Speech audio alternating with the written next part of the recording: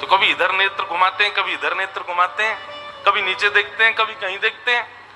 अचानक से कौशल्या मैया ने कह करके पुकारा, कृष्ण।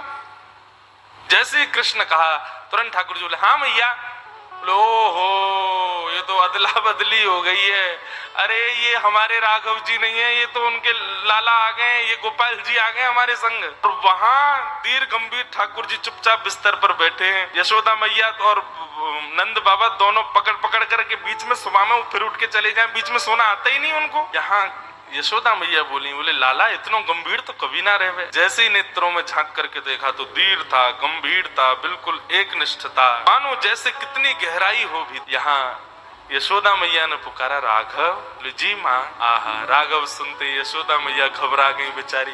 बोले बालक ने या कितनों घेरो, कितनों पटक दियो बेचारे, कितनों रोयो होगो। अरे हम तो बदल गए, पता ही नहीं चली कि लाला दोनों बदल गए। यहाँ से पकड़ करके राघव जी को लेकर के मैया गई, वहां से साकेत से ठाकुर जी को लेकर के श्री कौशल्या मैया आई। बीच रास्ते में दोनों का मिलन हो गया, खूब हंसी, दोनों गले से लगा ली। बोले दोनों में पता ही नहीं चली। बोले भैया, यशोदा मैया बोली, पकड़ो अपने माटी के मत होना, कछु करे ना धरे, चुपचाप बैठो रहे वे।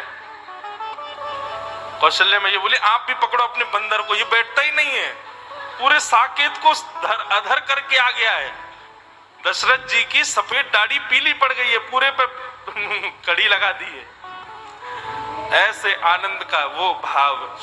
रात्रि में बिस्तर पर बैठ करके राम जी के नेत्रों से मोटे मोटे आंसू गिर रहे हैं, और वहां कौशल्या और दशरथ जी के आंसू निकल रहे हैं। क्यों?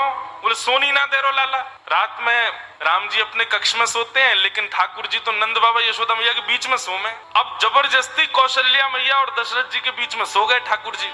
कौशल्या मैया दशरथ जी दोनों जैसे ही सोए तो कौशल्या मैया की चोटी और दशरथ जी की दाढ़ी पे गांठ बांध दी ठाकुर जी। बोले अब आनंद आवेगो।